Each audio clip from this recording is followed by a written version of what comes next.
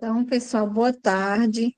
Aqui eu vou me apresentar, depois a Maria Rita se apresenta, e à medida que vocês forem apresentando os trabalhos, aí vocês vão se apresentando também, tá bom? Então, a gente vai respeitar aqui o horário com quem já chegou.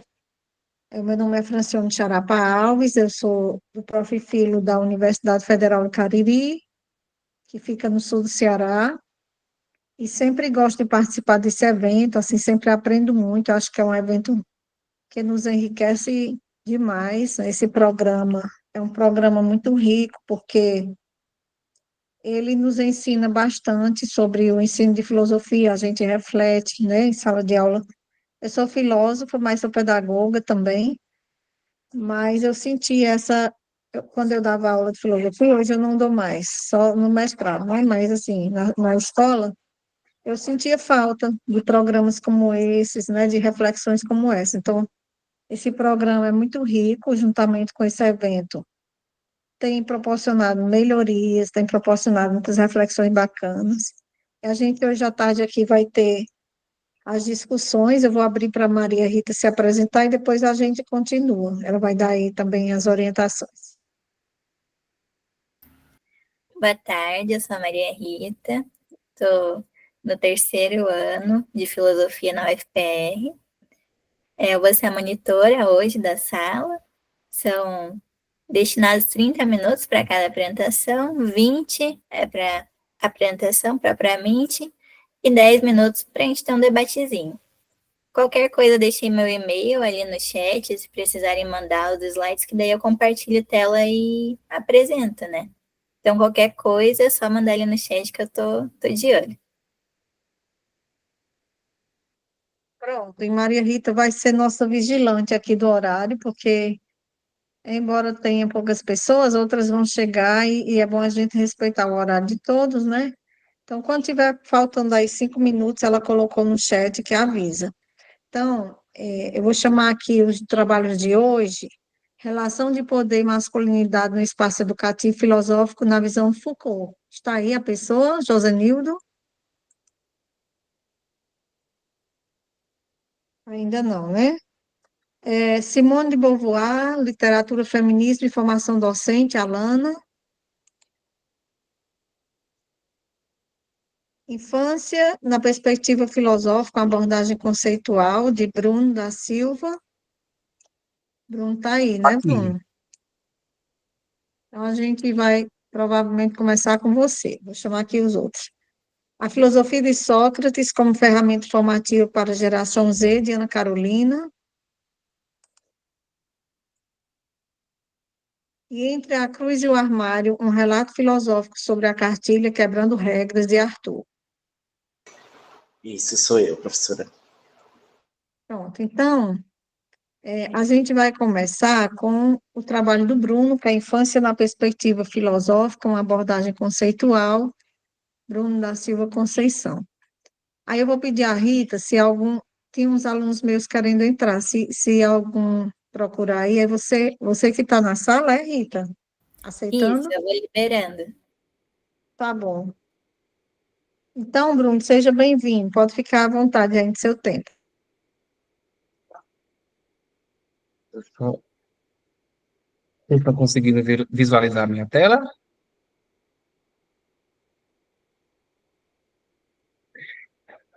Boa tarde, gente, né? Meu nome é Bruno da Silva Conceição, eu sou mestrando do IF Sertão aqui de Petrolina, campus Zona Rural. O meu orientador é o professor Francisco Veríssimo de Souza Melo, da UPE. O título do meu trabalho é Infância na Perspectiva Filosófica, uma abordagem conceitual, tá? Eu sou baiano, mas moro em Pernambuco, vai fazer aproximadamente 9 anos, né? Em março, completa 9 anos. Sou na rede municipal, trabalho com crianças, né? Sou professor desde 2012, da época do magistério. Foi o meu primeiro emprego como professor. Hoje já atuei em todos os níveis, na verdade, só nunca na educação infantil, mas todas as outras etapas eu já trabalhei. E entrei no Profilho na turma 2024, Não conhecia o Prof. Filo, assim como a professora Francione falou, né? É um leque de oportunidades o Prof. Filo, e para mim também. Eu não imaginava, eu sempre trabalhei com criança, mas não imaginava trabalhar filosofia com criança, né? Eu tenho pedagogia também, fiz filosofia, mas nunca tinha trabalhado nessa perspectiva. E quando veio a proposta do mestrado, foi o meu primeiro projeto, a minha primeira tentativa de fazer algo específico, né, nessa área. Então, graças a Deus, a gente conseguiu. E estamos aí, né?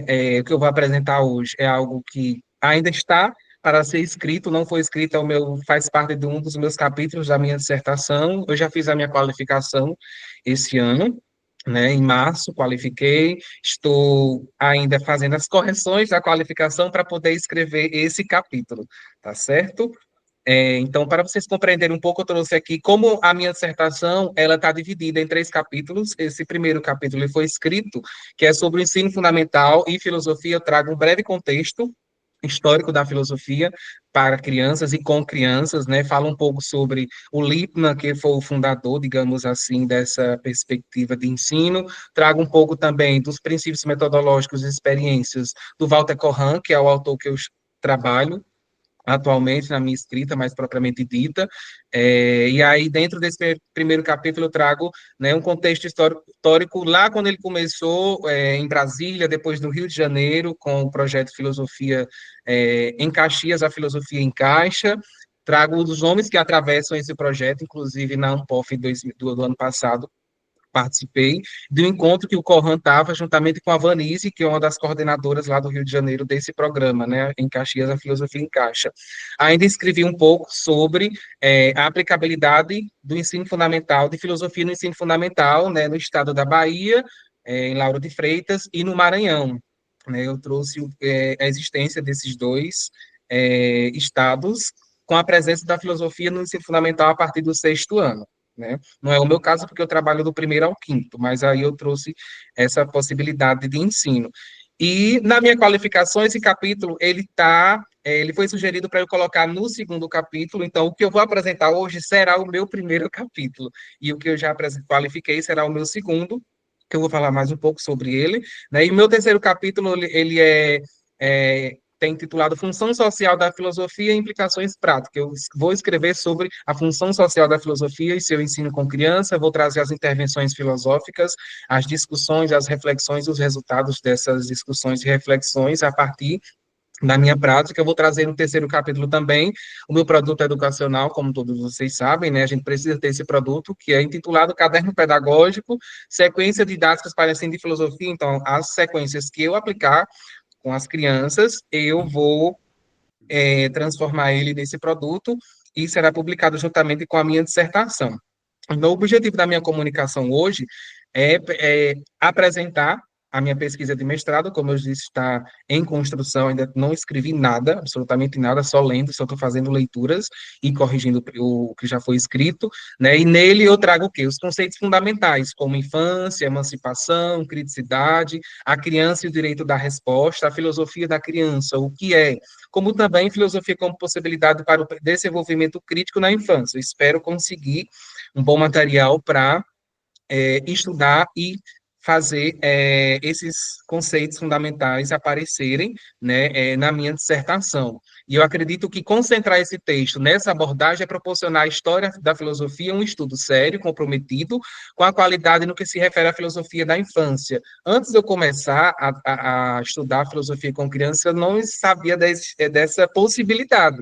Tanto que inicialmente eu tinha escolhido o Lippmann, né, porque precisava fazer um projeto para ser aprovado, então eu escolhi o Lippmann depois que eu transitei para o Corran, né, mas realmente eu confesso que em todos esses anos eu não imaginava que poderia trabalhar como eu já trabalhei, né?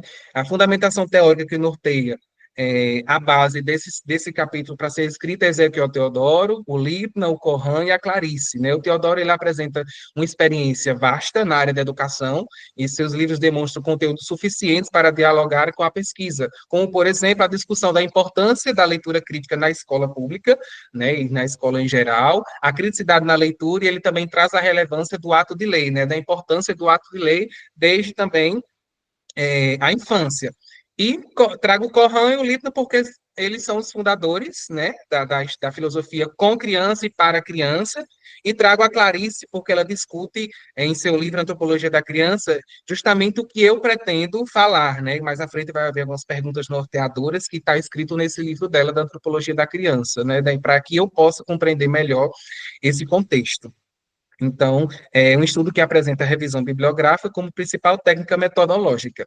Espero, né, ao final desse capítulo, né, ter uma construção de uma reflexão teórica consistente, comprometida com a filosofia da infância, seus conceitos principais e sua relação com a prática escolar, né, contribuindo dessa maneira com a comunidade filosófica de maneira geral.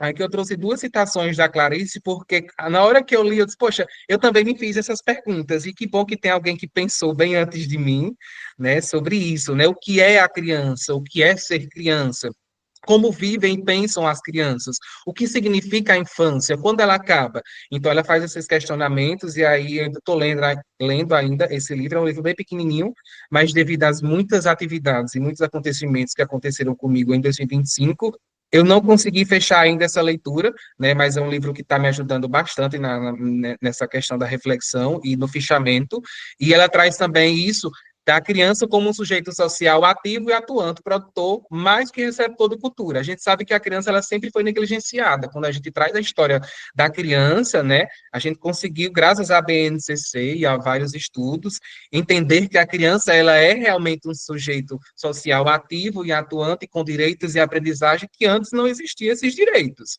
né?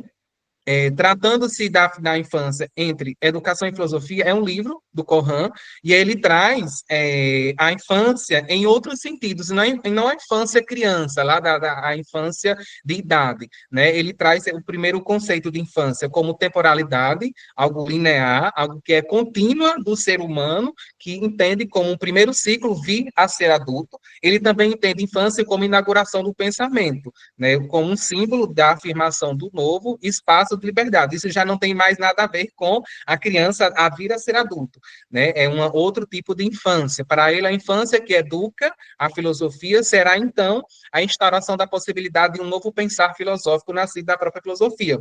Ou seja, a infância, para ele, é apenas uma dimensão do trabalho filosófico, como possibilidade de recriar o que parece cansado, gasto, velho na própria filosofia, né? Já um outro tipo de infância. E eu acredito que promover o desenvolvimento crítico, o desenvolvimento da leitura crítica nas crianças é fundamental, né? Pois, numa sociedade como a nossa, onde a gente assiste a Barbie, a presença de leitores críticos é uma necessidade imediata, né? De modo que os processos de leitura e os processos de ensino da leitura possam estar diretamente vinculados a um projeto de transformação social.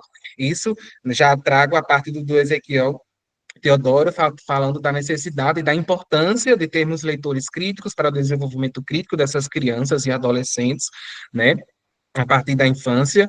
E aí, ao longo do meu capítulo, eu pretendo desenvolver esses outros tópicos aí. A criança e o direito de resposta, porque eu trago essa inquietação, porque eu percebi na minha prática docente, observando alguns outros professores também, que a criança, às vezes, ela faz a pergunta, o professor dá uma resposta, de certa forma, vazia, e a criança continua fazendo perguntas, porque essa resposta ela não foi realmente dada, né? Aí o professor deu uma enrolada ali na criança e não realmente deu a importância que era para ser dada. Então, eu pretendo escrever sobre essa questão, né? Realmente a criança ela precisa desse direito de resposta, uma resposta lógica, que condiz com a realidade, para que ela consiga fazer outras perguntas lógicas e não ficar enrolando a criança, né? Porque a gente sabe que lá nos 6, 7 anos existem muitos os porquês. Eu digo isso porque eu tive um aluno, inclusive foi o que me incentivou a fazer o mestrado, e aí ele sempre me fazia perguntas difíceis, que de certa forma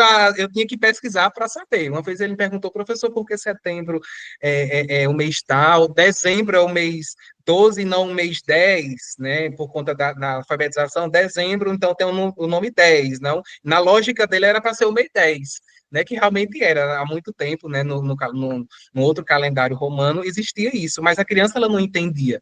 E aí, de certa forma, a pergunta dela tinha lógica, e se eu fosse um professor que quisesse enrolar, eu não iria buscar respostas para dar àquela criança uma resposta correta, né?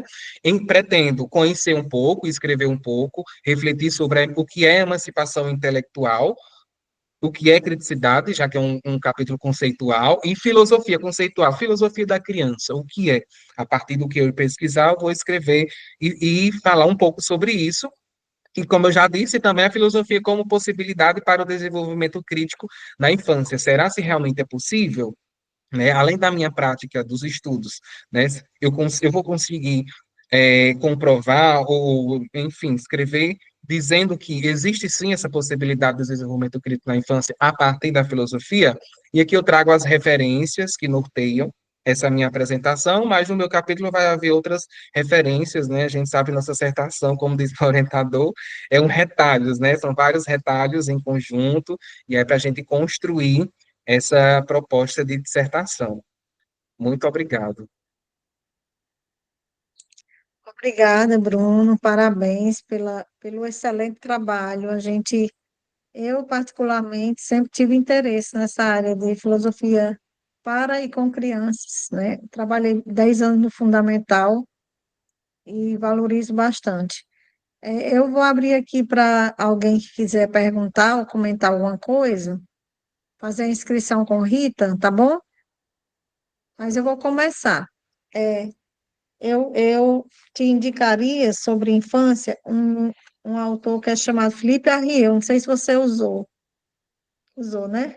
Porque ele faz a Ainda não diferença usei, entre. mas meu Ah, orientador, e na outra apresentação que eu fiz do CEPOG, aqui do evento de pós-graduação do IF Sertão, né, eles indicaram. Inclusive, meu orientador já puxou a minha orelha várias vezes, justamente por isso.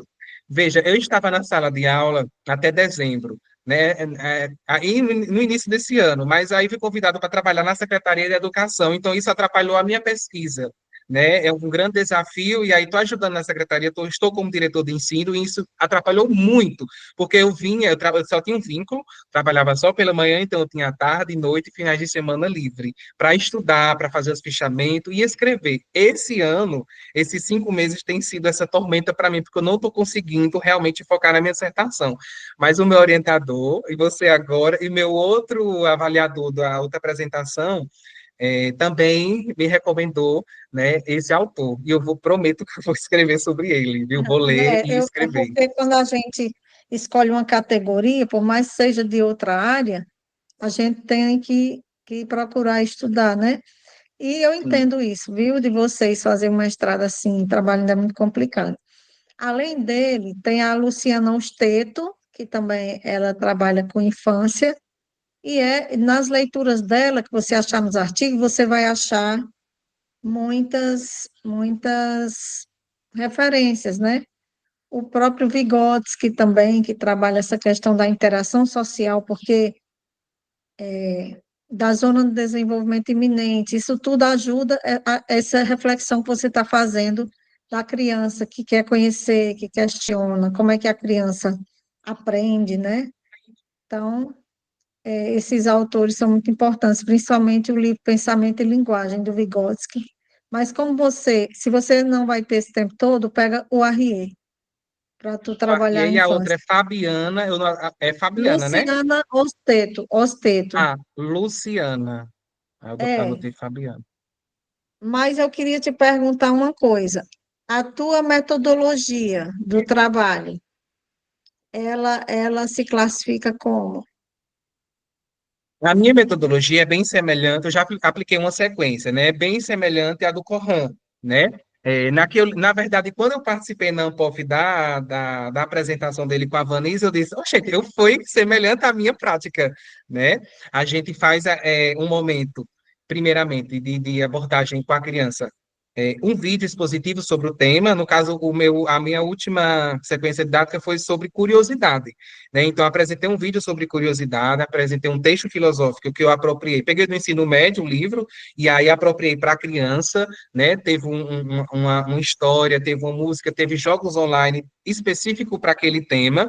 Depois a gente fez uma roda de perguntas mesmo, para eles fazerem as perguntas. E aí surgiu com várias perguntas, que eu não consigo lembrar agora todas, mas foi semelhante à do Corran, né? A filosofia do perguntar, do questionar, né? E a partir dessas perguntas fazerem outras perguntas, né? E aí, a partir dessas outras perguntas, surgem mais perguntas, que é a metodologia que ele utiliza.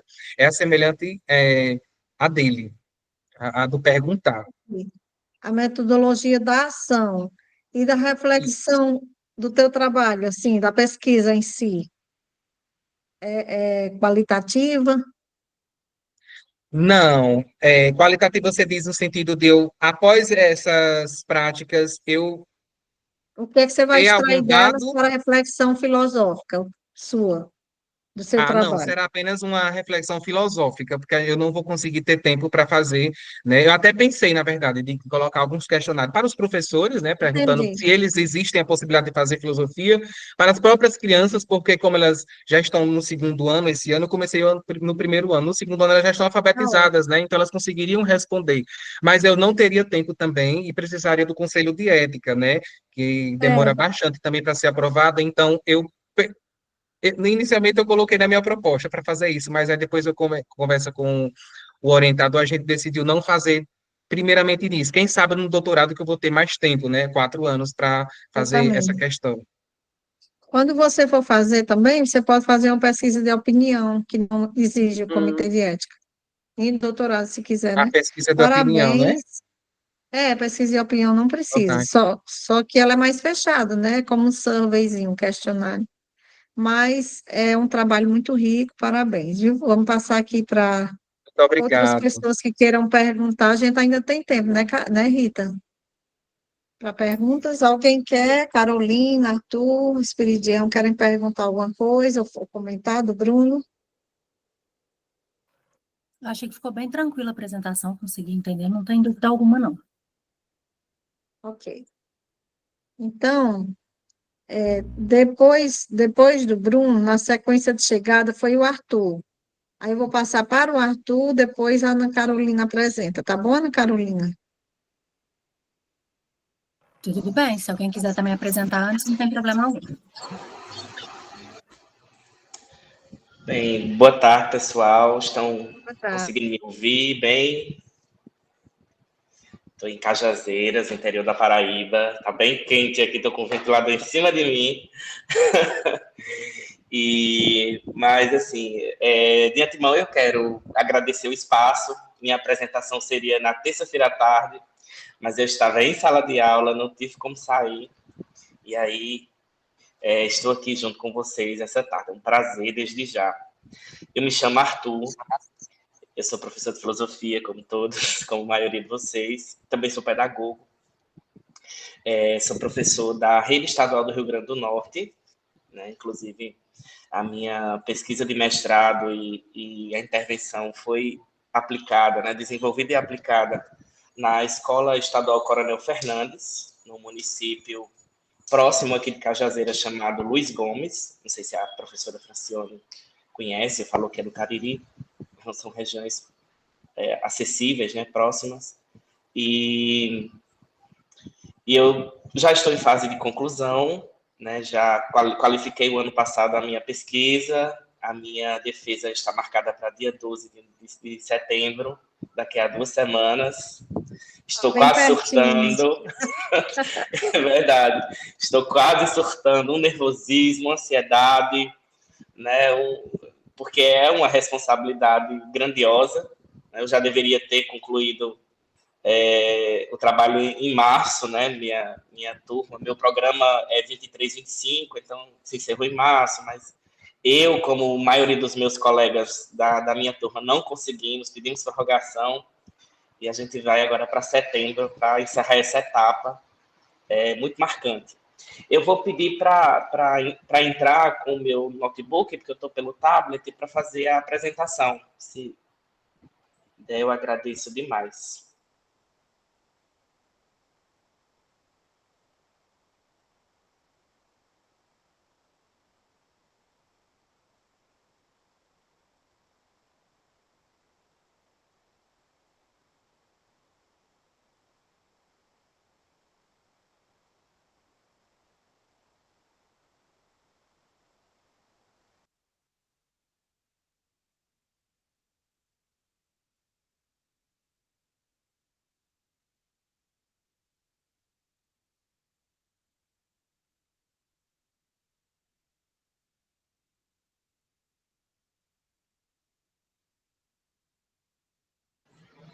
Pronto. Então, tá dando para me ouvir? Só.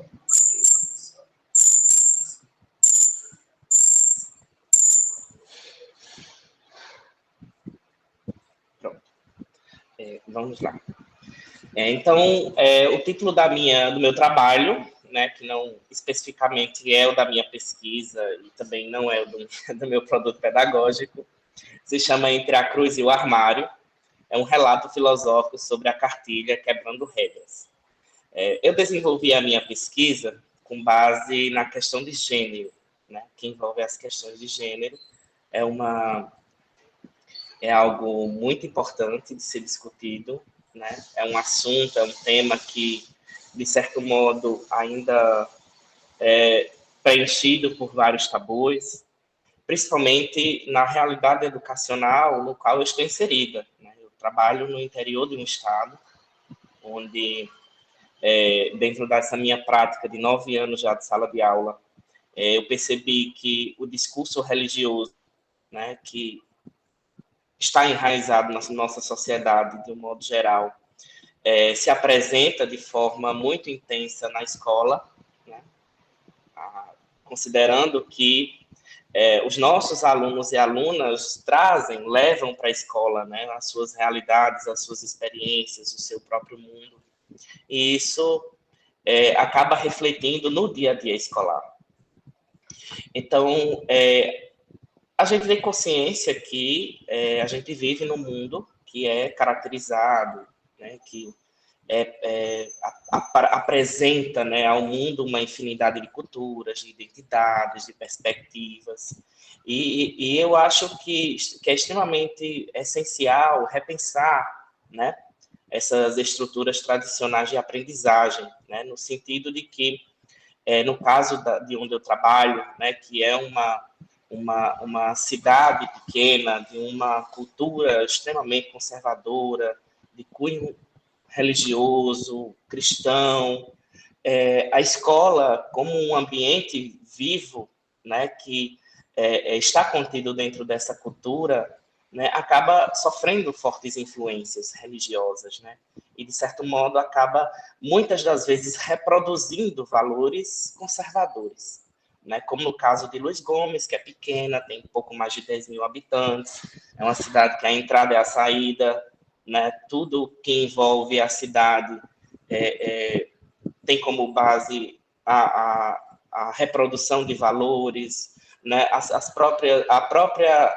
o próprio calendário letivo, embora eu trabalhe na rede estadual, mas o próprio calendário letivo da minha escola, que é da rede estadual, acaba se adaptando ao município, considerando as festividades religiosas, né?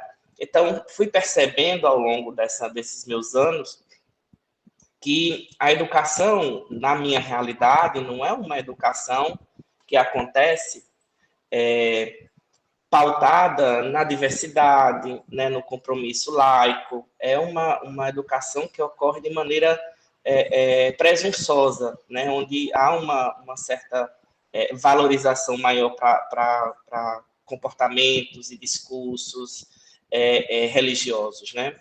E isso acaba, né, surgindo dentro da minha experiência, né, dentro daquilo que eu vivencio, certas práticas, mesmo que veladas, de discriminação, de homofobia, de transfobia, de machismo. Já tive alunos transexuais que a escola fez pouco caso, né, na maioria das vezes, ou por não ter uma formação própria para isso, que é um problema da minha dissertação, né, é algo que eu questiono, ou por não haver materiais didáticos para se trabalhar determinados temas, que também é algo que eu questiono na minha dissertação e que, inclusive, gerou o meu produto pedagógico, que é essa cartilha. E tudo isso acaba, né, favorecendo esses mecanismos, né, de reprodução, de situações que acabam não sendo tão inclusivas, né? Então, eu trago, né, Entre a Cruz e o Armário, é uma maneira de chamar a atenção, mas a minha ideia é apresentar, trazer para vocês, né, a minha cartilha, produto, chamado Quebrando Regras, Religião, Gênero e Transformação. Ela ainda vai ser julgada, né, ser avaliada na minha defesa. Então, ela ainda está para ser, né, analisada direitinho, revista algumas questões, mas ela se constituiu como um recurso central da minha intervenção, né? Ela foi aplicada durante 7 semanas nas minhas aulas de filosofia, funcionando como um fio condutor de discussões e oferecendo esse suporte conceitual e metodológico a todas as etapas do trabalho, né? Foi concebida como um instrumento diversificado, né? A princípio, tanto é que quando eu qualifiquei o ano passado, a minha proposta de produto era uma sequência didática. Estava tudo já quase pronto, eu já qualifiquei com, digamos, como diz meu orientador, com o 3º capítulo da dissertação já quase pronto. Então, assim, poderia ter terminado muito antes do previsto no programa. Mas aí me inquietou, né? Me deixou ali agoniado, né? Nós que somos filósofos e filósofas, a gente se sente agoniado, porque é da natureza da filosofia, né? Você se questionar, você se incomodar com a realidade. Então, eu percebi que não havia materiais, tanto que não havia tantos materiais para desenvolver a minha pesquisa. Eu tive muita dificuldade de constituir o capítulo 2 da minha dissertação, que tratava sobre a questão religiosa, né? Foi muito difícil, juntamente com o meu orientador, mas saiu, né? Saiu alguma coisa que vai para avaliação, mas saiu. E aí surgiu essa cartilha, essa ideia de construir um recurso didático, um material didático, né? Criativo, pelo menos eu tentei ser criativo, que chamasse a atenção, que fosse numa linguagem jovial, né? E que servisse como um apoio metodológico, né, para os professores e como um material didático para alunos que envolve essa temática. Tudo é muito artesanal, pessoal. Quando eu pensei de criar a cartilha, eu pensei claro, talvez contratar alguém que fizesse a diagramação, né, um artista, esse pessoal que trabalha com design gráfico. Mas aí, juntamente com o meu orientador, a gente achou melhor eu mesmo fazer, mas eu não sou design gráfico, né? Eu sou péssimo com Canva, tudo é muito...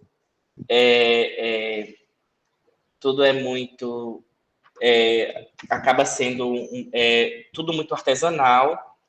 E... Eita, só um segundo, gente. Eu acho que o meu notebook descarregou. Só um segundinho, rapidinho, desculpa. Tudo bem, Bruno. Ou Arthur. Bruno.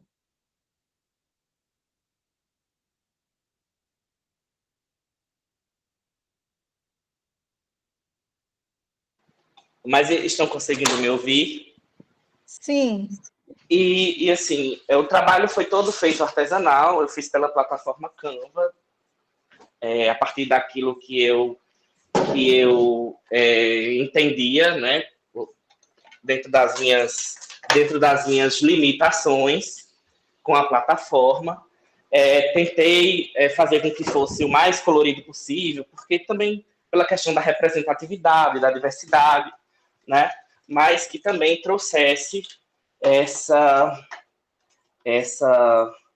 fosse algo chamativo, né? Alunos, principalmente de ensino médio, a gente sabe que gostam de algo que chame a atenção. Tive até que trocar aqui de coisa para achar uma tomada perto.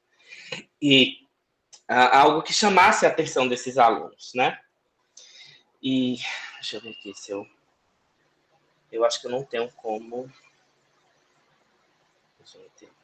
Sim, enfim, estou tentando aqui ligar novamente o notebook, mas enfim, então saiu essa cartilha, né? Ela foi aplicada, a cartilha ela consta de 4 capítulos, os 4 capítulos são de cunho teórico, foram desenvolvidos em cima de todo o aporte teórico que eu utilizei dentro da minha dissertação, que é a Simone de Beauvoir, eu trago Foucault, eu trago Paul Preciado, eu trago a Angela Davis, eu trago a Judith Butler, eu trago a Guacira Louro, eu trago toda essa galera que foi fundamental para o desenvolvimento da minha pesquisa.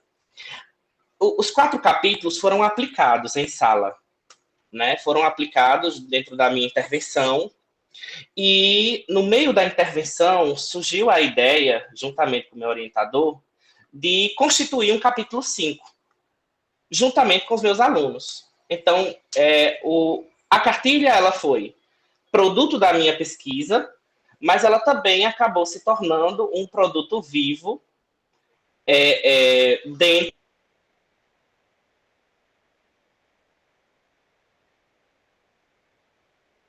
Pronto, som. Pronto. Tá sem som, Bruno. Ou Arthur. Eu estou chamando Arthur de Bruno. Desculpa, gente, com essas coisas tecnológicas, fico meio nervoso. E ela acabou se tornando um produto vivo, porque ela acabou sendo produto da própria intervenção, né? Eu consegui constituir, junto com os meus alunos, né, o próprio capítulo 5, né? Foram eles que criaram, juntamente com a minha orientação. Então, a cartilha ela é dividida nesses 5 capítulos aí. Corpo e moral religiosa, eu trago os conceitos que envolvem corpo, que trago algumas ideias que envolvem a moralidade religiosa. Capítulo 2, poder e normas de gênero. Terceiro capítulo, sexualidade e identidades de gênero no contexto religioso. Capítulo 4, religião, patriarcado e transformações sociais. E o capítulo 5, ideias em ação, transformando reflexões em ações, né? Para tornar a cartilha o mais interativa possível, eu acabei criando 2 personagens, né? Eles aparecem do início ao fim, de maneira em formato de diálogo, como se fosse uma HQzinha, né? Entre os capítulos. Eles iniciam e finalizam a cartilha, né? Então, apresento aí a vocês o professor Flávio e a nossa aluna muito criativa, muito curiosa, chamada Luciana. Estou se apresentando para vocês, né? Oi, pessoal, tudo bem? Eu sou Flávio, professor de filosofia. É um prazer conhecer vocês e a nossa Luciana, que é sempre muito alegre, espontânea e tudo mais. A gente tem o capítulo 1. Como eu disse, a parte artística ela é muito artesanal. Eu não sou design gráfico, não trabalho com esse tipo de material, mas eu tentei tornar o produto mais chamativo, mais criativo, mais inclusivo possível, né? Então, esse capítulo 1, ele discute como diferentes tradições religiosas estabelecem normas sobre corpo e a sexualidade, influenciando comportamentos e expectativas sociais, baseia-se em Foucault e em Beauvoir para problematizar os conceitos de corpo como espaço de controle, mas também de resistência, de modo particular, sobre as mulheres. E aí, acho que não sei se a imagem é muito visível para vocês, de uma página da cartilha, então trago imagens, né, práticas religiosas que envolvem, né, a inferiorização da mulher, enfim. Trago a partir do Michel Foucault e também do Paul Preciado, né, a cartilha inteira ela traz esses recortes de textos desses filósofos e filósofas, atrelados também a recortes de livros sagrados. Eu trago a Torá e trago a Bíblia Sagrada para trazer esses comparativos. Todo final de capítulo eu proponho atividades práticas, são questões para reflexão e trago uma sugestão de filme.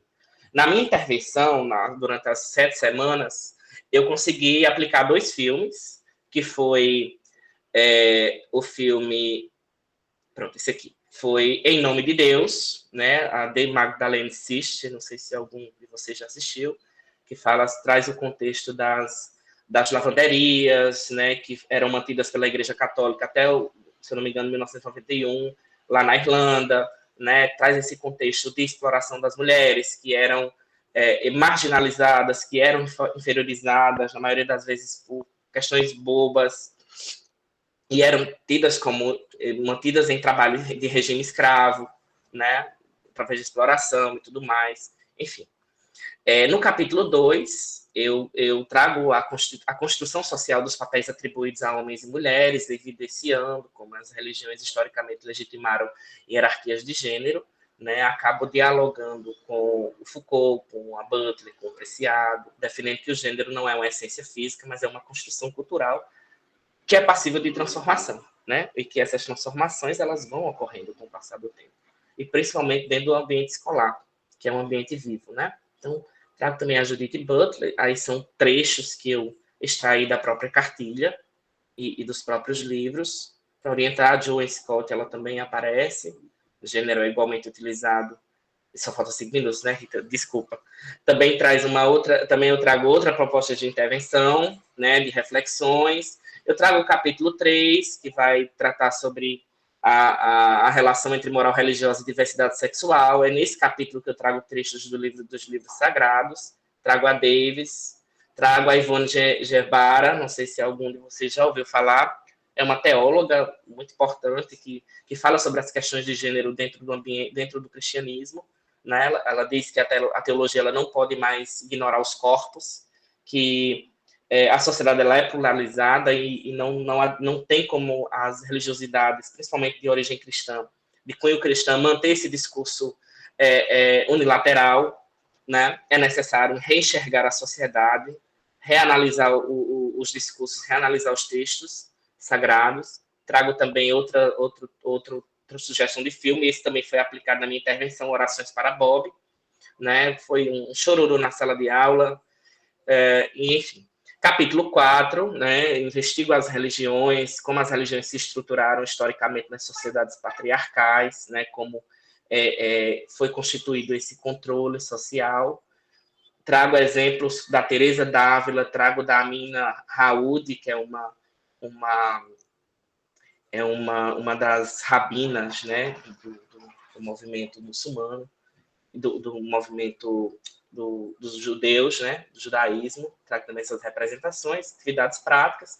E, por último, para finalizar, o capítulo 5, que foi elaboração dos próprios alunos. Esse capítulo 5 ele foi desenvolvido através de 2 oficinas. Na primeira, chamada Tempestade de Ideias, os estudantes identificavam situações, problemas, observavam no cotidiano, né? Teatralizavam essas experiências, e a partir disso a gente acabava constituindo, de certo modo, alguns julgamentos, né? E depois a gente transformou isso, né, em propostas. Uma das propostas foi o Varal da Diversidade, que nós produzimos. Não trouxe fotos porque a minha pesquisa não permitia fotografar os alunos. Também podcasts, também fóruns sobre a diversidade no ambiente escolar, coisa que na minha realidade não ocorre. Enfim, há esses diálogos, como aparece aí em toda a cartilha, né, entre os capítulos, e para iniciar e finalizar. E é isso, gente, né? Está aí Luciana e Flávio se despedindo de vocês. Eu espero ter sido claro o máximo. E conto com a colaboração de vocês aí. Quero ouvir o que vocês tinham a dizer do meu produto. Obrigado. Obrigado, Parabéns, professora. Arthur. Trabalho riquíssimo, é assim, eu também concordo com você.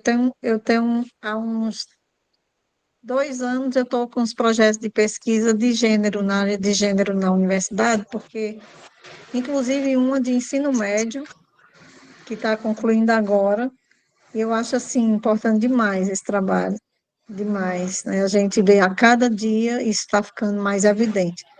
Inclusive, eu coloquei aí meu e-mail e vou pedir o teu para a gente trocar umas figurinhas, porque eu estou dando uma disciplina, agora vou iniciar, que é sobre materiais didáticos.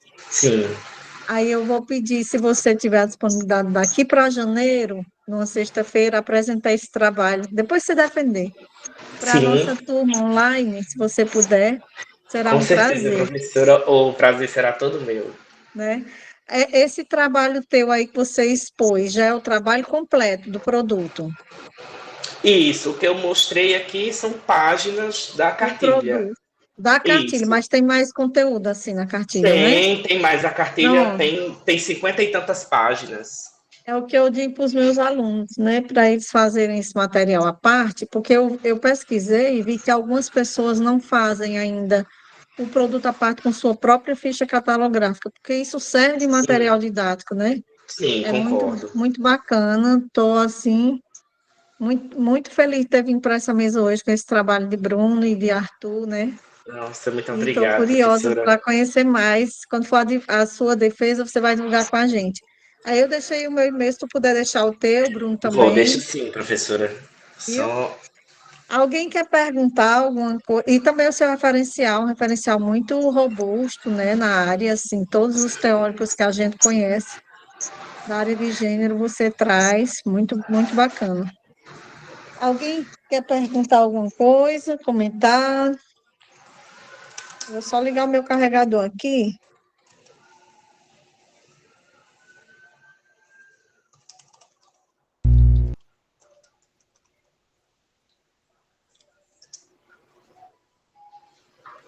Podemos seguir, pessoal?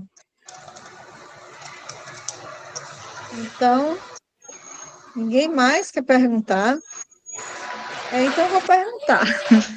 Bruno, Arthur, qual foi, assim, o maior desafio para você fazer esse trabalho?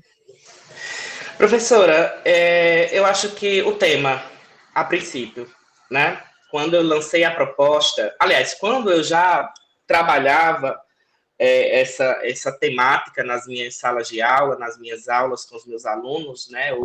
Ou sugeria, né? Essa temática durante os planejamentos com os professores, porque na escola a gente acaba trabalhando tantos assuntos, né? Tem campanha para tantas as coisas, e quando a gente fala de diversidade, fica aquela coisa receosa, aquela coisa, vamos ver se dá certo e tudo mais. Então, eu sempre problematizei isso, por onde eu passei, por onde eu passo. E quando eu disse, eu vou trabalhar gênero, né? Vou discutir gênero. Mas não sei, tem que ver se dá certo. Enfim, foi algo eu senti da minha escola, né? Do corpo pedagógico, eu senti do corpo da gestão escolar, de colegas professores, que a gente escuta discursos, né, nocivos, discursos muitas vezes preconceituosos, piadinhas, né? Então, eu senti que ia incomodar, né? E foi esse incômodo que me fez querer desenvolver essa pesquisa. Então, um dos meus maiores desafios foi trabalhar gênero dentro de uma escola onde ninguém fala sobre esse assunto.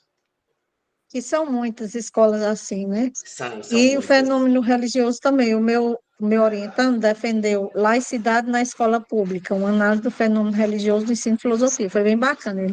Ele concluiu, está com uns 15 dias. Aí está fazendo as finalizações, aí eu vi aí o Uhum. diálogo. Eu vou E a passar a gente... palavra para Bruno. Pode falar, Arthur. Não, eu só ia dizer que assim, a gente não tem muitas referências que envolve gênero, Não religião, tem. filosofia, né? Foi Muito um dos bacana. Por isso, pontos. parabéns. Bruno, Obrigado. pode falar. Parabéns, Arthur. Achei muito válido, né, o que você já fez, na verdade. E aí, como você já fez, você falou que os desafios já citou os desafios, né? Mas na prática docente, você observou que se houve essa mudança da diminuição dessas práticas que os professores, no caso, estavam fazendo, você acha que a sua cartilha contribuiu? De que maneira contribuiu? Isso, Bruno. O produto ele foi pensado para alunos, não para professores, né? Para trabalhar com os professores, mas sim para ser aplicado com os alunos em sala de aula. A minha pesquisa ela foi cunho qualitativo, né? Eu apliquei questionários no início da intervenção, né? Pedi que fosse o mais sincero possível, os 14 alunos da intervenção. E tanto é que a maioria nem nominou os questionários, ficou meio que bem anônimo, porque eu queria sinceridade, né?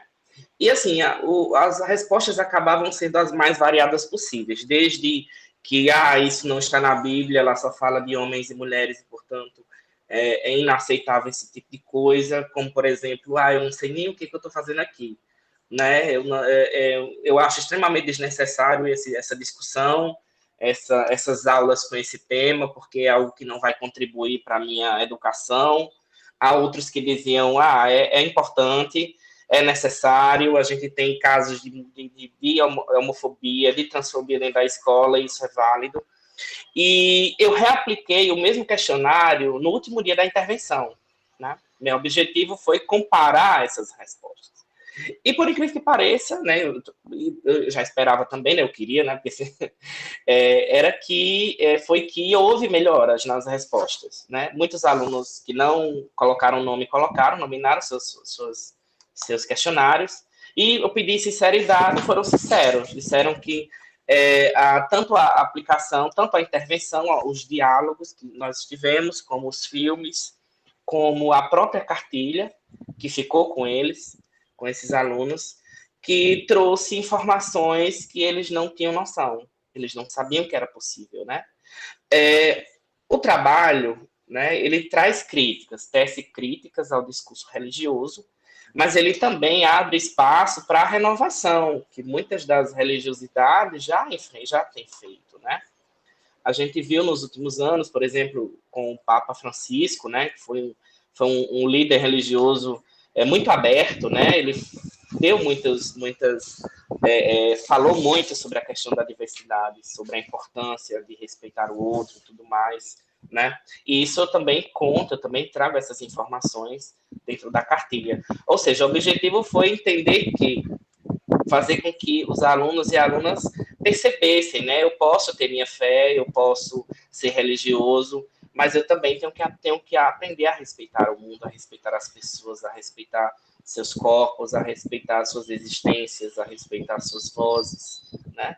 Eu posso não concordar, tudo bem, né? Ninguém é obrigado, mas a gente tem que fazer com que os nossos alunos entendam que é extremamente necessário respeitar as pessoas a partir daquilo que elas querem, daquilo que elas desejam ser, que é o mais belo da sociedade, que, a meu ver, é o que torna a sociedade bonita, né? É essa diversidade. Então, eu consegui, né, perceber que houve melhoria, sim, né? É um tipo de material que faz falta, né, que não tem, a gente não encontra, e que se esses tipos de materiais, né, se tornarem cada vez mais acessíveis às redes de ensino, chegar para as escolas, a gente certamente verá uma diferença muito grande na educação brasileira. Obrigada, Arthur. Eu te aconselho criar ficha catalográfica e postar na Educaps, né? E outras Bacana. plataformas de material didático para professores, porque dá mais acesso, né? Com certeza, E aí, a pesquisa com professores, que o Bruno perguntou, pode ficar para o doutorado, aí você fazer uma pesquisa com professores a partir desse protótipo que você tem, né? Pode até recriar outro. Então, alguém mais quer perguntar, o Arthur, ou comentar? Então, eu vou passar aqui para Ana Carolina Salles dos Santos, com o texto A Filosofia de Sócrates como ferramenta formativa para a geração Z. Professora, tem como ver se alguém quer apresentar antes? Aqui tem o Esperidião Duarte, né? Podemos, Maria Rita, colocá-lo antes? Tudo bem? Então, Esperidião, o tema eu vou pegar aqui, porque como ele não estava na lista, eu vou pegar aqui para colocar, né?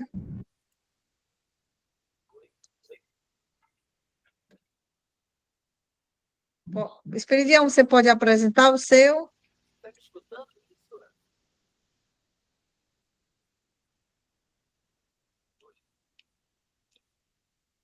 Esperidião?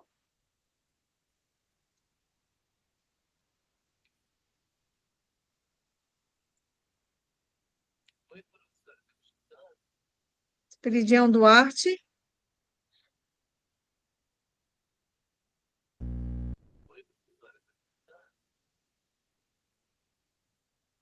Tá, eu acho que ele não está aqui. Eu Acho acho que que o volume dele está baixo, o microfone está aberto. sim, não, Ah, não tá dando para escutar. então, não dá para escutar. Será que está o fone no computador? Às vezes acontece isso. E a pessoa não está com o fone. Se tiver como aumentar um pouquinho o volume da saída do som.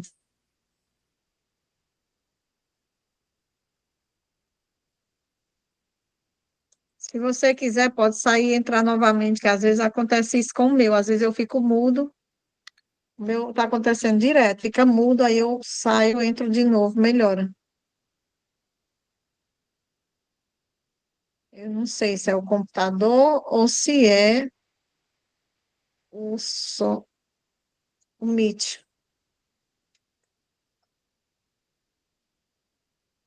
Ah, tá aqui.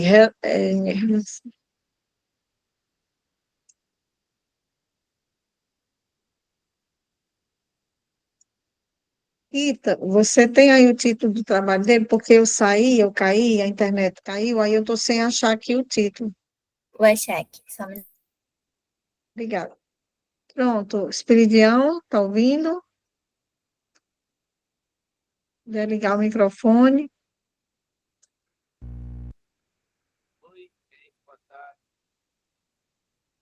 Tá muito baixinho para a gente.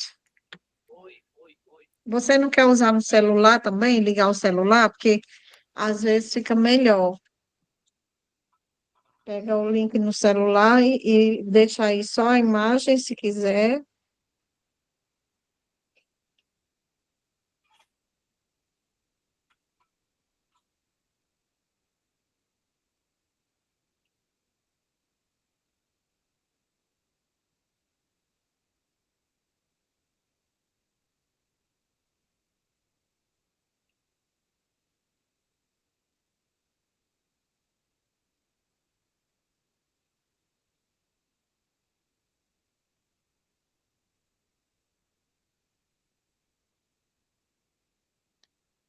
Tentar aí fazer isso. A gente aí sempre consegue.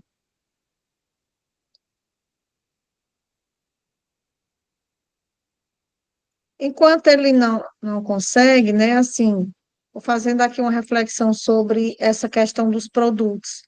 É muito importante a gente ter esses produtos à parte do nosso trabalho e publicar, porque realmente, quando a gente vai fazer pesquisa de material didático para o ensino da filosofia, é uma escassez muito grande, inclusive textos refletindo sobre os materiais didáticos. É muito difícil da gente encontrar, né? Então, quando a gente faz qualquer, qualquer sequência didática que a gente faça, os produtos que são gerados das aulas que a gente dá, a gente tem dificuldade de sistematizar, mas a gente tem certeza que os professores de filosofia no Brasil fazem coisas maravilhosas. A questão é registrar, né? Ter esse tempo de registrar. Então, quando a gente registra, a gente contribui muito para o ensino, porque nosso curso, como não havia esse curso, né, que agora mudou de área, está na área 51, nosso mestrado, que é tratando mais do ensino na educação básica, porque antes era na outra área de ensino. A gente vê esse foco que o programa tem para a educação básica. Então, é para ajudar estudantes e professores, sobretudo professores do ensino de filosofia, na educação básica. Muito contribuem esses produtos, né? Então, vamos ver aqui se Esperidião consegue. Se não, Carolina, aí vai ter que ser você.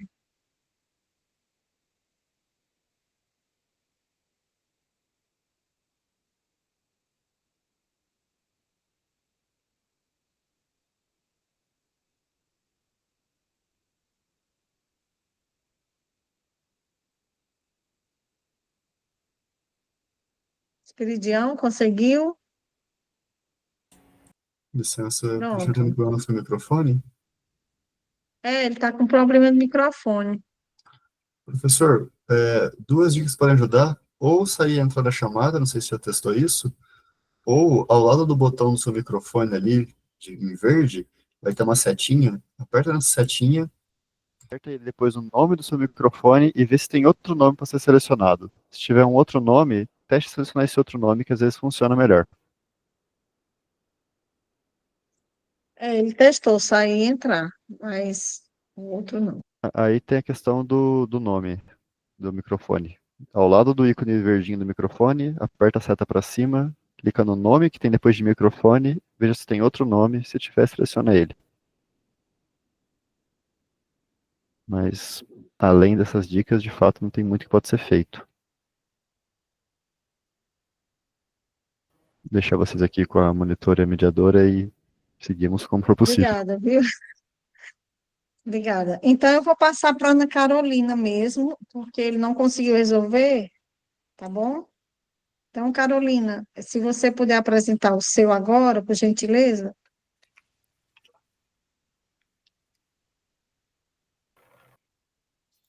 Oi. Eu estava terminando para apresentar o slide, então eu mando para vocês depois aqui. Tá Eu estava em bom. sala Então, tá de aula tranquilo. Tá e tranquilo, minha saí querida. Não se preocupe, que a gente entende. assistir, porque eu cheguei do Rio ontem, então estou na correria aqui. Tudo Então, bem. meu trabalho é muito voltado para a parte da filosofia antiga, que o pessoal geralmente tem um pouco de receio, porque é o que a gente trabalhava mais, né, na sala de aula. Mas eu fiquei 10 anos fora de sala de aula e retornei no ano passado, ano retrasado. E aí eu me deparei com uma sala de aula completamente distinta da que eu havia presenciado logo da minha formação, né?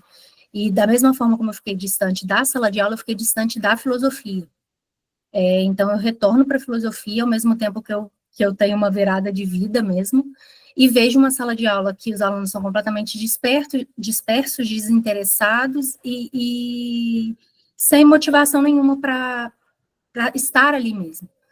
E aí, nessa busca por tentar ter uma aula mais interessante, mais que compreendesse também as limitações deles, e diante de várias crises de ansiedade que ainda são, mas tem diminuído bastante, crises de ansiedade dentro de sala, cheguei a ter situações de uma aluna que tomou remédio durante o intervalo, porque a aula após o intervalo seria a minha, e aí ela veio conversar comigo, já me informando que tinha feito esse uso abusivo da medicação e querendo conversar.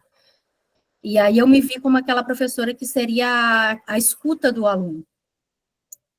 Por eu ter mais mesmo, acho que mesmo esse toque do querer ouvir, querer partilhar, querer entender mesmo o que eles, a dificuldade deles de entender que a filosofia era importante e descobrir que não era um problema só com a filosofia, porque na minha época de aluna, né, de ensino médio, a minha dificuldade era com a filosofia por eu não ter uma boa professora de filosofia.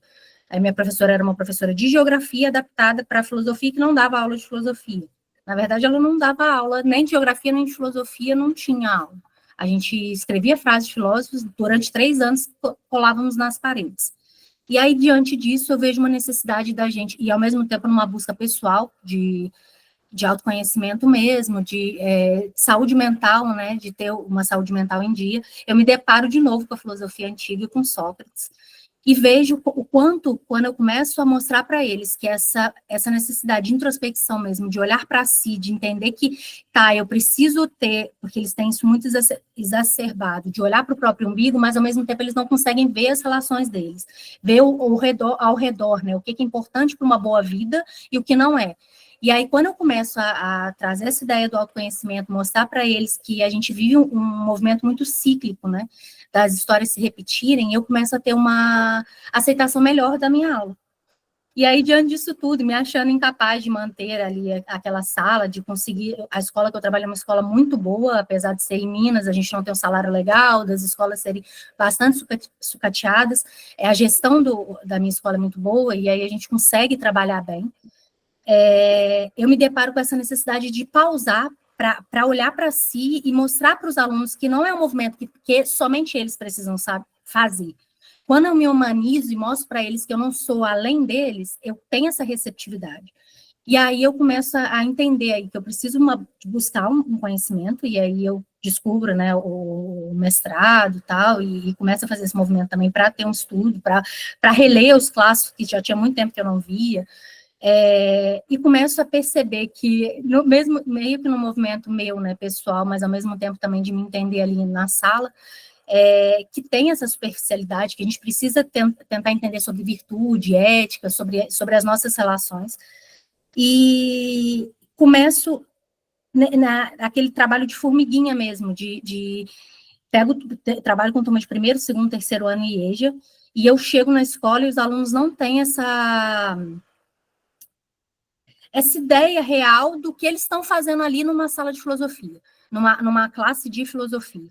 E aí, quando eu falo que a filosofia é algo que é essa busca pelo conhecimento, que é uma junção de todo o conhecimento que a gente tem na vida, que ali eles vão ter essa reflexão crítica, essa busca mesmo pelo saber, para conseguir entender o que eles estão fazendo aqui enquanto espectadores, mas também enquanto cidadão atuante na sociedade, enquanto vida social, eu começo a fazer um laboratório em sala, escrevo esse projeto que eu apresentei, né? A gente acabou de concluir o primeiro semestre, e acabo sendo aprovada, mas eu me vejo ao mesmo tempo perdida. A gente está... eu ainda não tenho orientador, tá? A gente está começando a se organizar enquanto turma, começando a entender um pouco isso. Tive várias trocas aí no Improf, né? Conversei com professores de várias regiões, tal.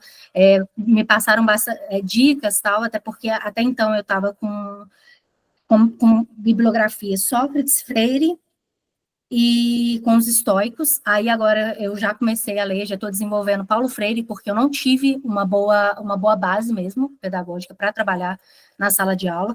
Eu acrescentei Freud, Nietzsche, Freire e Bell Hooks, para ajudar, né, nessa ideia, mas coisas mais, não aprofundado, mas pontuais mesmo deles. Já estou fazendo um laboratório mesmo, já estou conseguindo angariar, né, material para montar o meu projeto, mas como foco principal, assim, antes até do produto, eu acho que é tentar passar para os professores que a gente precisa humanizar as relações em sala de aula. Então, principalmente nós, como filósofos, e como um percebedor do corpo social enquanto ele está se formando, né? Porque eu estou falando aqui principalmente da geração Z, que é essa última turma que eu pego, mas a gente já tem aí a alfa, a beta aí já vindo e gerações muito curtas, né? A gente tem uma mudança muito drástica nessa mudança de geração, porque as coisas estão acontecendo muito rápidas. E aí, diante disso, eu tento conversar com eles para que eles identifiquem, compreendam, primeiramente, quem eles são dentro desse corpo social, quais são as suas, que eles consigam expressar os seus sentimentos, porque eles não conseguem, para eles é bem pontual. Feliz, triste, a angústia é uma palavra que eles não conseguem expressar. Se você eu pedi para definir saudade, eles não conseguiram. Isso eu estou falando de turmas que vão de 14 anos a 70. Então, assim, eu tenho aí 3 gerações, mas, ao mesmo tempo, pessoas perdidas. E aí, essa busca que é para tentar entender mesmo como a gente vai falar sobre um corpo social que está se transformando, que está mudando, enquanto o professor não consegue ter um espaço para uma qualificação. Eu precisei faltar ao trabalho para conseguir estar no Rio. Hoje eu estou aqui na correria, porque eu estou atendendo a minha escola e estou aqui tentando estar com vocês e preciso entregar o material até amanhã. Eu precisava estar com isso aqui também pronto, não consegui fazer.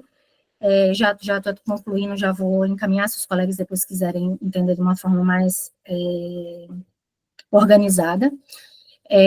Aproveito também para falar que não só a dificuldade dos alunos, mas até conversei muito com o professor Edson aí no Improf, até essa questão da gente entender que hoje a gente já consegue visualizar as dificuldades que a gente dita como transtorno, deficiência, e eu como professora com transtorno de déficit de atenção, e como eles me veem de uma outra forma, mas ao mesmo tempo, quando eu me humanizo também, eles se solidarizam com isso, e ao mesmo tempo conseguem entender essas minhas dificuldades.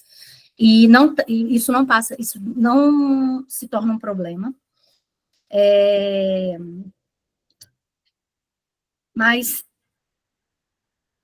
eu acho que nisso tudo, o que eu quero pontuar é essa questão que eu acho que Sócrates, em toda a sua genialidade, traz, que é da gente entender que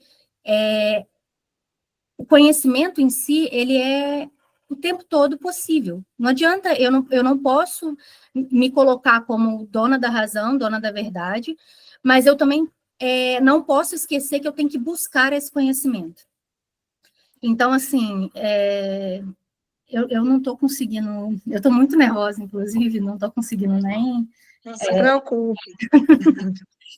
Mas eu acho que é mesmo do entender quem eu sou, como eu estou ali, que essas relações, essa vida na escola, principalmente para esses alunos de ensino médio, é a primeira vivência deles enquanto vida social, que eles precisam se ver como atuantes, e a gente, principalmente nós, eu até carrego um pouquinho desse fardo, acho que pesa um pouco a gente por isso, mas principalmente nós, enquanto filósofos e estudiosos desse corpo social, ter mais esse lado da escuta.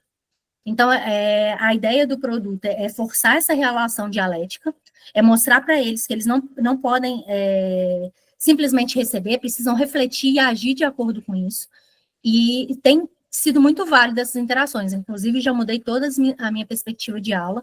Agora, o Arthur, apresentando o trabalho dele, me lembrou muito a minha aula de ontem, que um aluno falou comigo assim: professora, você está falando sobre ética e moral, agora fala isso dentro da questão LGBTQI+, por favor, porque ele tem problemas dentro dessa sala, e aí quando eu falo, eu tento ter uma fala deixando mais solto para eles, mas quando ele me entrega isso, eu particularmente não consigo entender as pessoas não respeitarem o outro, e aí a minha fala é assim, né, olha só, a gente está falando sobre ética e moral, então é essa necessidade de respeito, porque o gênero, e eu explico essa questão do gênero, então não vou entrar no mérito, senão vou me estender, mas mesmo assim, deles conseguirem refletir sobre aquilo que lhe é colocado.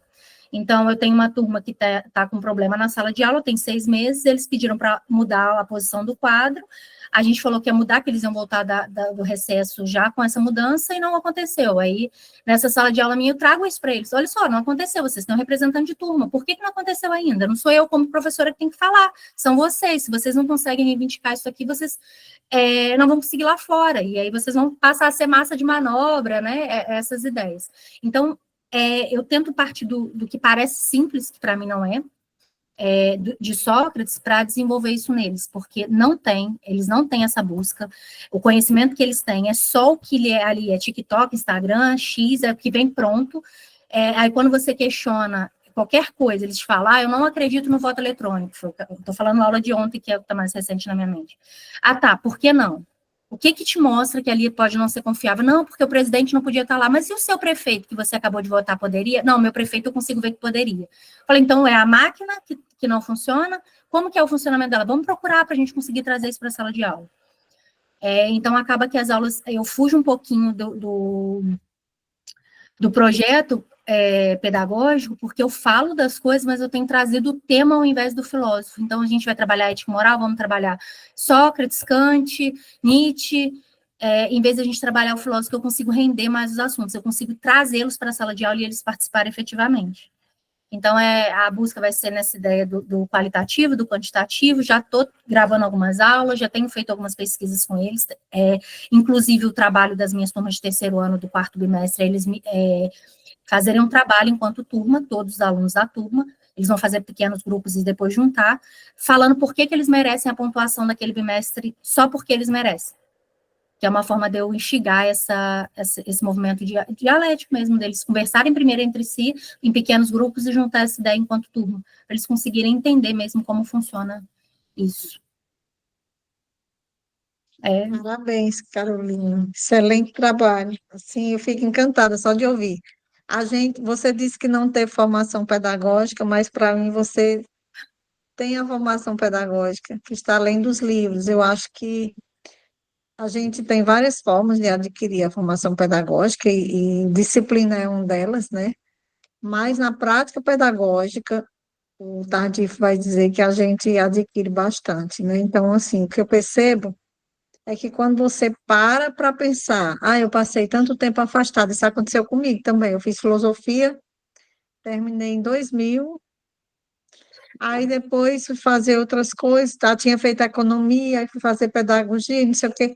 Aí eu fiquei, meu Deus, aí quando fui chamada agora para esse mestrado, aí sempre tive vontade de retornar. Então, assim, é muito bom quando a gente, nunca abandonei totalmente, porque a gente fica com uma leitura ou outra, mas o trabalho, né, é complicado. Mas quando retornei, assim, para mim é uma alegria muito grande, assim, ouvir esses trabalhos e a gente vê a preocupação e a importância de um professor e de uma professora de filosofia, sobretudo para essa geração da tela contínua, né, que tem sido muito prejudicada, e é bem preocupante. É bem preocupante uma geração bem adoecida, e a gente tem um papel muito importante, não só como professor e professora de filosofia, mas como ser humano, né?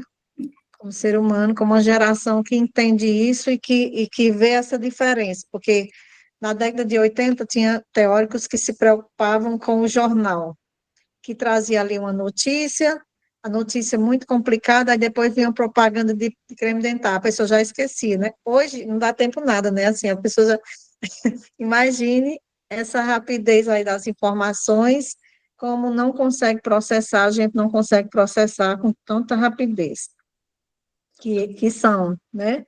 Então, assim, também pedi para você e o Bruno já colocou, Arthur, colocar de novo o e-mail, porque eu caí, minha internet hoje não está das melhores, está só caindo, aí eu acabei não pegando.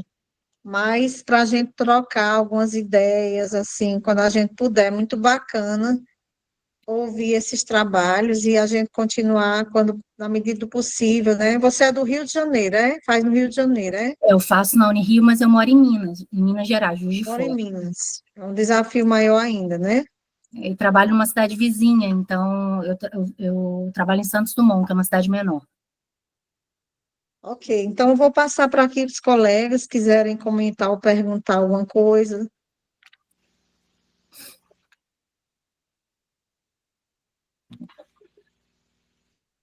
Ana, eu gostaria só de parabenizar, né? Como você falou no início, né? É um desafio você, depois de 10 anos, voltar. Assim como a professora Franciane também falou que teve essa etapa, eu também, né?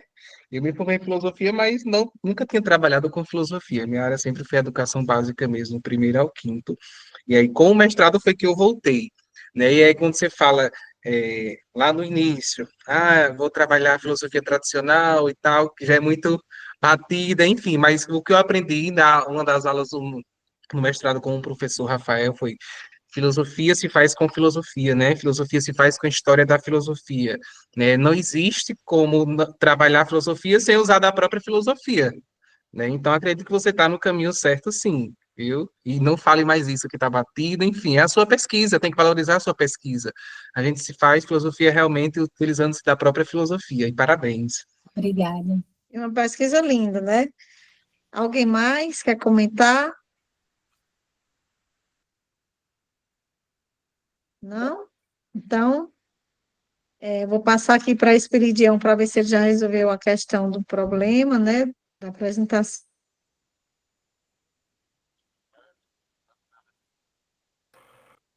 Eu vou encaminhar o slide aqui já para vocês, tá? Tá. Eiclis, quer comentar alguma coisa?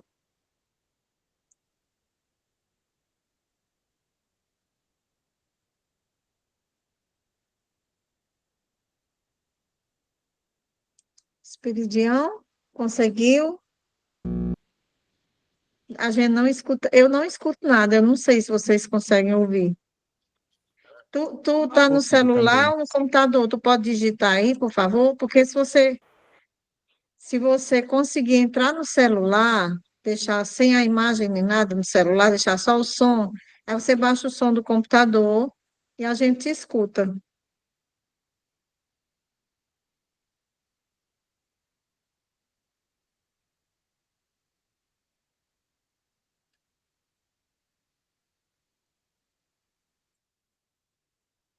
Ah, tá certo. Então, infelizmente, eu acho que você vai ter que procurar uma sala à noite, né, Rita? Porque a gente não tem como resolver esse problema. Se fosse um problema que a gente conseguisse resolver, a gente ia resolver. Aí a Rita passa para o pessoal e à noite você entra. Rita, ela consegue resolver ainda agora à tarde para passar para ele? A gente aguarda, só ele aguarda aqui com você. Então, pessoal, pode falar, Rita. Vou ver aqui se eu consigo colocar, perguntar para o pessoal se dá para colocar ele numa das salas da noite. Que às vezes está cheio, né? É, Ó, gente, então faltaram Josenildo Marques Barbosa, do texto Relação de Poder e Masculinidade no Espaço Educativo e Filosófico na Visão de Foucault, e Alana Axa Magalhães de Brito Mendes, Simone de Beauvoir, Literatura, Feminismo e Formação Docente. É uma pena, né? Às vezes a pessoa não consegue sair do trabalho, faltar, mas a gente queria muito ouvir também esses outros trabalhos. Eu queria pedir para vocês se pudessem ligar a câmera para a gente tirar um registro. Fazer Professora, aqui. lá no Improf foi uma das coisas que a gente estava conversando na reunião dos discentes, porque muitos de nós tivemos que pagar outro profissional para trabalhar ou faltar ao trabalho para conseguir estar ali. Então, assim, isso é Absurdo, bem né? complicado. Exatamente. Na verdade, todo sábado, que é sábado letivo ou reunião, geralmente 2 por mês, que eu estou em aula, eles descontam no meu salário. Um absurdo, gente, uma coisa dessa, porque a formação docente, aí a gente vê como a gente tem que se esforçar mais ainda para fazer, por quê? Porque é aquilo que ninguém nos dá de graça, né? Ninguém nos dá, e se a gente não for cavando mesmo, não vai vir, né? Ninguém vai nos dar, é uma conquista, né? Então, vou tirar aqui um print, só um instante.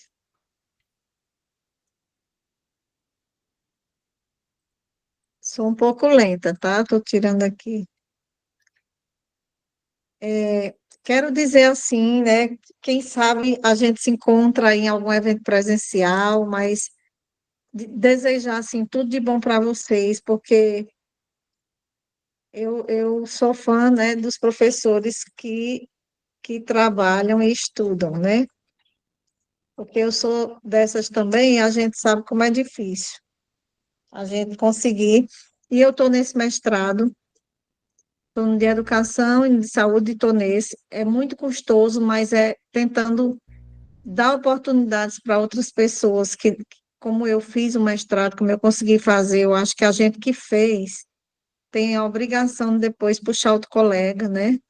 Porque quando a gente diz assim, eu passei 10 anos, eu passei 20 anos, eu terminei em 2000, né? Fui entrar em 2024 no programa, mas eu dei aula nesse tempo na educação básica, em filosofia.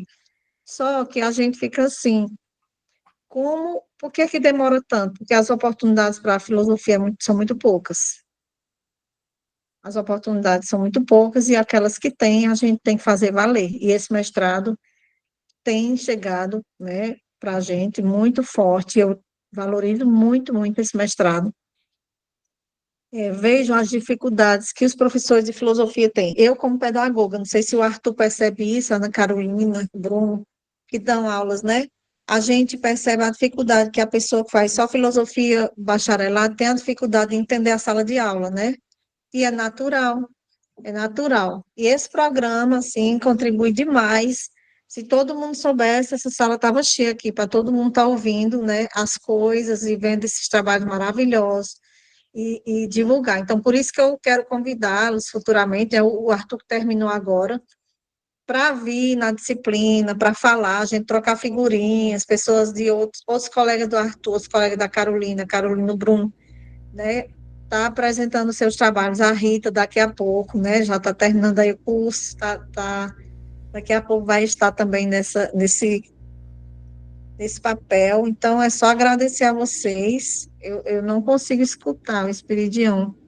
Eu só quero agradecer a vocês por esse momento tão maravilhoso, gente. Parabéns, viu, pelos trabalhos de vocês. Quer dizer que eu não sei muita coisa, não, mas estou aí à disposição. Se vocês quiserem trocar alguma coisa, alguma figurinha, eu gosto muito de trocar ideias. Eu vou botar aqui meu WhatsApp bem aqui, tá? Só um instante.